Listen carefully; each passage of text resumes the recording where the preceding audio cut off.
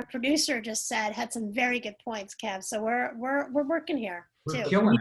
To say that. Yeah, he said we were on track, Kev. He said we were on track. That's what he said. What does that mean, Cam? It means that we were doing good. We were good. We were good. We were relevant. It was exciting. Check mark.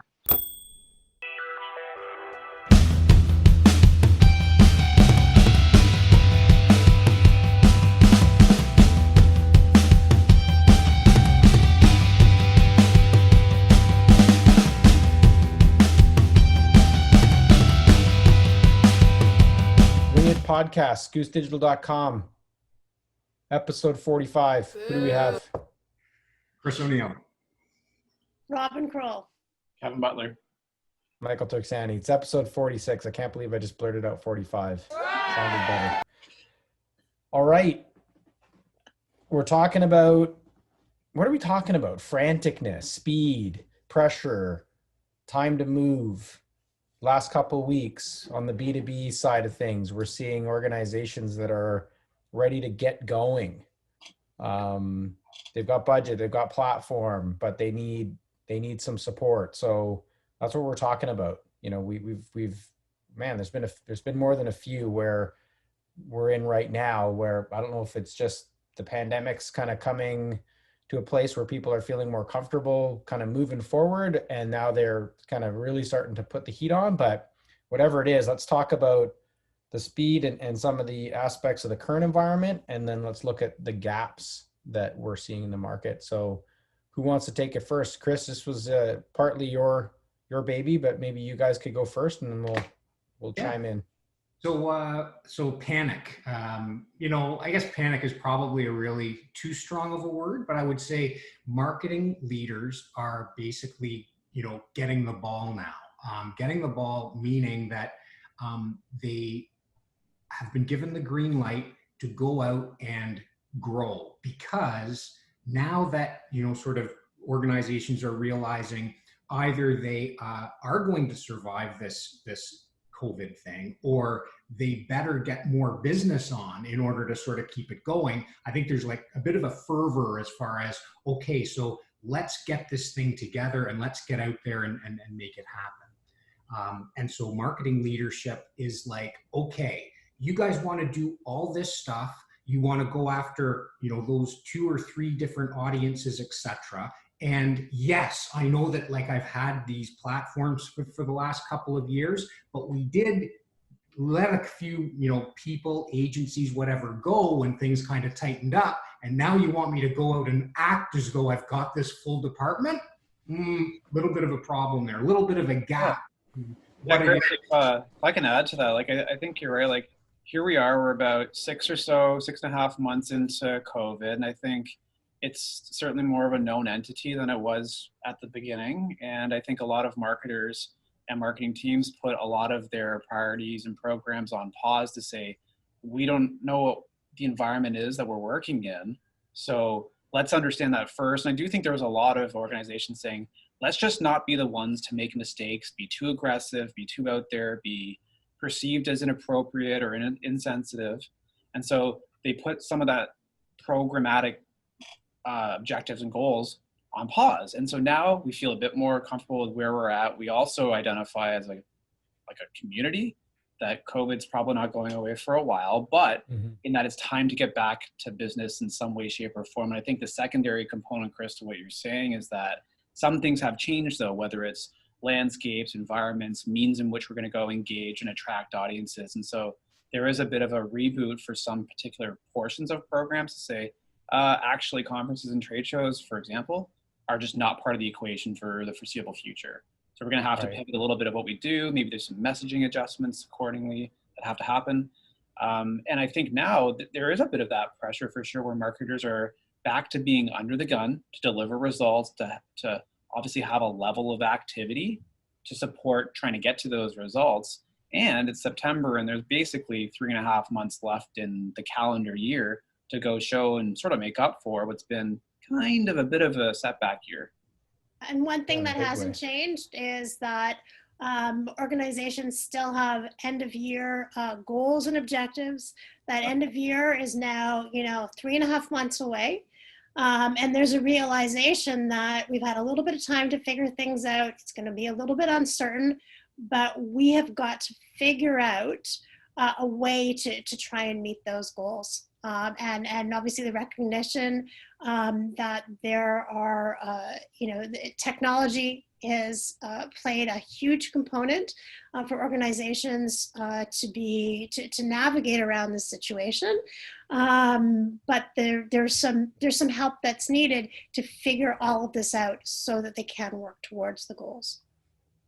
Right. So, I think that kind of captures what the front end of the challenge is for a lot of these marketing organizations to sort of get up and go, as it were, especially if they've had, a turnover in terms of agency or in terms of resource inside the organization, which may not be that they even let them go. It might just be because that those individuals decided not to come back to work or whatever the situation may be, right? But I think a lot of them did maybe had a head count and then decided not to fill that head count, and now they're deciding to fill that head count, but it's going to take a couple months to fill that head count or whatever the case may be. But in all of this, it sort of goes to, I think, a really good exercise for marketers to say, okay, how fast can we actually spin up these programs? What foundation do we have in our program, in our I guess our process or our roster as a team, as a department, to be able to sort of pluck off the shelf and say, oh, that's that type of thing. Okay, let's go do that type of thing. And this is where I want to go next in terms of kind of the gaps that you guys are seeing on the front lines when you scope these things out, is that it starts to feel like they don't necessarily have all the pieces in place to be able to go pick that off. And I know there's a resource component where they just don't have the actual bandwidth as well, but it also feels like the strategy, the components of the plan are lacking a bit. Who wants to take that piece first? I can jump in, because I think we're in unique times. Like in some cases, for some businesses, they're going to have to pivot a lot of what they do, whether it's messages or the actual application, or possibly even the flip side of it, where this whole pandemic's been a bit of an accelerant for their business, their solution, and possibly industry. Sure. So there's some uncharted campaign territory in some cases. On either side of the coin, that's right. And so I think it's kind of a cool situation if you're a glass half full kind of person to say, we have a chance here to start anew with a program, and let's just get back to basics, forget everything that we were doing, and say, what do we need to do moving forward? And I think where we see a lot of challenges, the ideas are there. There's no shortage of ideas and potential approaches to go do that. But then there comes that next step of thinking, which is like, oh God, how are we going to actually do this? And I think like the biggest thing that we can do as an agency that would support these visions is to first say, okay, let's start small with one idea, get that foundation going, and then iterate, improve, and grow that. I think too often we see organizations with that big vision, and they get a bit choked up with, oh God, how are we going to deliver the whole vision, because they're not chunking it down into smaller pieces. And so the best thing that we're kind of seeing and saying to these organizations is, let's just start small with something that we can deliver in 4 to 6 weeks, and then from there, build it out. Doing too much, as we know, leads to not doing enough. One other thing I might throw in there too, Kev, all those points are good. Another thing that's changed at kind of like more of a financial level is, the reins are a little bit tighter now, where agencies used to be kind of like, on these, kind of juicy retainers, like not us, but some agencies, where they were basically like the department of ideas. Those budgets are kind of not there anymore. So now it's more like project based. So now it's like, what are we going to get out of this thing? The chunking it down, as Kevin was saying, is what the marketing leader needs to do, so that they can find the proper sort of vehicle for pulling that together and getting that executed without that sort of resource availability or that sort of on-hand availability that they had. One other thing is, as Kevin was mentioning before, that things have been kind of put on ice for a while, is the platforms have maybe not been kept up the way that they maybe were during pre-COVID times. So it's like the marketing automation platform, perhaps, maybe the CRM has been, it needs a tune-up kind of thing. So it's like, what is actually there? What do we need to kind of make sure that is in the kind of shape that we need it to be in to go out to these various audiences with the message that we need, with the efficiencies that we need. So it's like, okay, break it down into, okay, I no longer can kind of do the thing that I used to do with having a nice big budget for this agency to come in and do all this stuff. Now I need to chunk it down. I need to make sure that my programs are ready to kind of take on this additional workload. And I need to have somebody that can help me pull it all together and make sure that I can get out to all those three audiences. Because it's not enough to get one anymore. You need to get all three. And I think tied into that, Chris, is as that thought process is occurring is the gaps are coming to the surface, right? So what is it that's preventing us from being able to do that? So is it a gap in resources? Mike, you mentioned, hiring. Is it a gap in expertise? Is it technology? And likely it is multiples of those all together. And you sort of wrap that all together, you can see that that can create this panic / pressure, because realizing we actually don't have it all together. We know there are things that are missing, but there's the expectation to get to market and deliver. And that creates a lot of pressure. I think is like this idea that I think whenever you have situations like this where it forces a bit of like a reboot and a restart, and not to mention like the tightening belts of, financial resource, it's going to breed creativity, right? We're going to cut out a lot of this stuff that was sort of fluff or didn't really add value. And going back to basics is going to really force us to look at the core principles, right? The medium and the message. And from there, we'll build out accordingly. But the exciting part of all this is to say, we're going to really try some things in those realms to see what's effective, what's not. And maybe it's a small little pivot in messaging that makes a big difference, or maybe it's a completely different way. We're looking at a purchasing journey or a buying funnel or like whatever the business sort of engagement path looks like. But I think that's really exciting too. Like, how often as marketers do we get a chance to go back and say, you know what, we're just gonna try something totally new? Like, that's pretty rare. So if we're glass half full, we're in unique times, with cool opportunity behind it. Yeah, but I also think what's happened with this, and correct me if I'm wrong, just to build on those gaps that you were started to pick on there, Robin, is that it feels like some of the can you guys hear me? Yeah. It feels like some of the projects or the these organizations that we're talking to, in some ways the programs or the platform that they're looking to develop, there's not a lot to go on. Like, I realize the CRM is probably there and it's probably in reasonably good shape. The map's been there, but they don't have that, that foundation of a marketing process. And I realize if the channels and the medium if there's a great change going on, let's just say for a minute, there isn't great change going on. It's, we used to run webinars and we're just running them slightly different now. We've adjusted our message, we've adjusted our approach and our cadence, because maybe we used to do as many events that we aren't doing anymore. But we're being brought in and we're seeing scenarios where, wow, there's still a disconnect. Like, you were running webinars and maybe that was the previous team.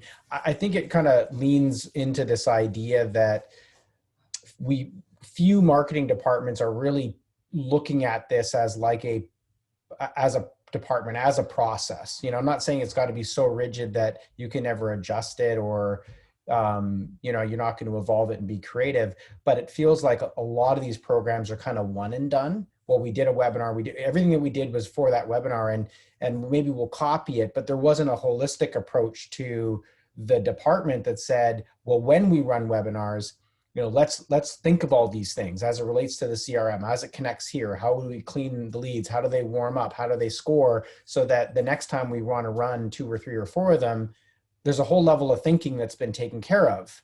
And now we're just looking at the individual content pertaining to that webinar. Is that sort of what you're seeing, Kev, in some cases when you're being brought in to, unpack the strategy side of it? Yeah, I think so. I think you summed it up pretty nicely, to be honest. Like, I wouldn't add a whole lot more there. That's, there may be some different weightings as to like the different challenges within, but that's pretty much it in a nutshell. Which then leads me to, to believe that as part of this reboot for marketers, in this world of like, and it kind of goes to our next point of like, you do want to fill these gaps, and I'll let you go, Chris, in a sec. You don't want to miss anything because you're, this current rush to complete some level of pipeline build and, get back to business, as it were. Everybody's going to want to move quickly, but I don't think we want to take our eye off the fact that, those systems were messy for a reason. The platform needs to be revived, as we call it, for a reason. It really wasn't managed well. And it was because, there just was no process or kind of discipline around the department, as it were. It was just kind of like, let's hit the next quarterly number. Chris, go ahead. No, that's interesting. I was going to say that I thought that, to build on Kevin's point as well, like the things that the glass half full is that, we're now out there with the recognition of the sales plus marketing requirement, the need to kind of have those two organizations running, or those two departments running in sync. So that sort of importance, what's happened with COVID, obviously, in a sense, we've kind of like been apart, but we've kind of come together maybe a little bit more to recognize that, hey, like we are in this sort of situation where we need to work a lot closer with our BDRs, with the sales reps, account managers, etc. As a marketing department where, probably a year or two ago, it was about lead generation. Yeah, that's a lead. Big check mark for the marketing department because we got a lead over there. And now we're sort of really sort of seeing the importance, having more of those discussions along with the BDR group, the sales group, along with our the marketing leadership that we're talking to kind of help to, to bring those two together. But yeah, I would say definitely the sort of the siloing of, yeah, we're driving leads. That's what we're supposed to do. Maybe 6 months to a year ago, that was what was maybe sort of having a big sort of impact on what that platform was looking like. When we reopen it now and go, hey, we're pulling this together. Yeah. We're basically all on the same page now. We're all in this sort of world where we need to drive that business, not just the leads. We need to drive the business. And that's exactly right. Like I've had 2 conversations in the last few days that are just that, Chris. It's this theme of getting back to basics. And originally at the beginning of the year, both of these completely different organizations, they had intentions for, we're going to try this technology. Some was going to go in an ABM direction and buy like a fit for purpose ABM tool. Another organization was going to do something radically different. COVID's come in, retweaked a bunch of priorities. They don't have the same budgets they had. They certainly don't have the time and bandwidth luxuries they had in January and sort of February. And so now it's like, okay, what can we really do? What are the basic things here? And it's always been like marketing, sales together have to go do. Like marketing is sales, sales is marketing. So they've got to actually, to your point, it's a great one, work together in order to achieve the total objective, which is revenue growth and whatever targets are associated. And that kind of goes back to things that we've been seeing, from way before the COVID era, that an organization that's just doing this one-off tactic, looking at a channel, so narrow focused, I mean, the possibility for success is so limited. And then, Michael, to your point, and then they kind of look back and say, oh, well, this one thing didn't work. So, forget it, because you didn't look at it with a strategy and a framework and a process. Of course, it's just a one-off thing that's not thought out very well. And organizations can't afford to do that anymore. There's, we're in a time crunch, we're in a crazy COVID crunch, and you can't afford to waste the time or resources on something that's just so limited. Well, I don't know if we have anything on the gap fills or any other kind of specific gaps that you guys are seeing, as you go and do these strategy sessions where the light bulb goes off and says, that's strange. We kind of would have thought for an organization like yours that would be, that would have been handled. Sort of Yeah, any of I've kind of those. got two sort of gaps, and they're kind of it's the same thought on different ends of the spectrum. But typically, what we see is it comes down to the objectives and purposes and the detail that underlines it. And so sometimes there's that big vision where we say, these are the things that we want to do, and these are the outcomes we expect from it, and that makes sense. But there's a bit of a gap, or what hasn't been yet pieced together is this idea of all the things that have to happen to get to that outcome, right? And sometimes it's putting shape to, well, it's going to be something as simple as 3 emails. We're going to score and measure the engagement, and then the following things happen with the leads that are engaged. It could be that simple. And that's one of the light bulb moments. The other side of the coin, I guess that's a bit of a theme for this week's episode, but the other side of it is like, they're really in the tactical. They know like, oh, we're going to send 4 emails. It's going to happen over 12 days. This happens if this happens. But then it's like, okay, but how does that push back up to the outcome? What's the process internally where sales gets involved and says, I understand what all these little minor tasks do relative to where I step into the prospect experience and journey. Yeah. So it's part of the same lens, but at different ends of it. Those are really the 2 gaps I see. The only other gap that I'll throw in there, Michael, is we get the, this has happened a lot more frequently lately, is that it's like the question is, how long will that take? So in other words, they've been dealing with maybe an agency that is good, but they're just finding that they're just not able to it just doesn't feel like that, like there's the same level of urgency that they need out of their provider. So They're slow moving. Too slow, too perfection oriented maybe. But I mean, it's like, we talk about this all the time. It's like, being perfect sometimes has a cost that just is not worth it. It's like, you need to get out there and act. And so it's like, there's that sort of that fine line of, okay, and then this is, I think, where maybe there's a little bit more pressure on the marketing department because the executive is saying, when will that be done? When will that be done? We can only wait for another 2 weeks or 3 weeks. And they're like, again, maybe those are somewhat, ghost, like not real. It's like, but the message is clear. Needs to be faster, needs to be better. And that's where we're hearing a lot from our clients and prospects that are saying, how long will that take? Well, we have had many more conversations. I would say me and Kevin have had more conversations with clients who are like, we're being asked to do it in like this kind of time frame, but we feel like it should be more like this kind of time frame. Where are you guys with that? And we're basically having that sort of like, that wasn't happening 2 years ago. That wasn't happening. It's like, to me, that's a new thing. And it's where a lot of, the leadership of organizations are needing that sort of clarity of, how long is it going to be? And do we have the right agency that's sort of with us on this, as opposed to just operating on their own timeline?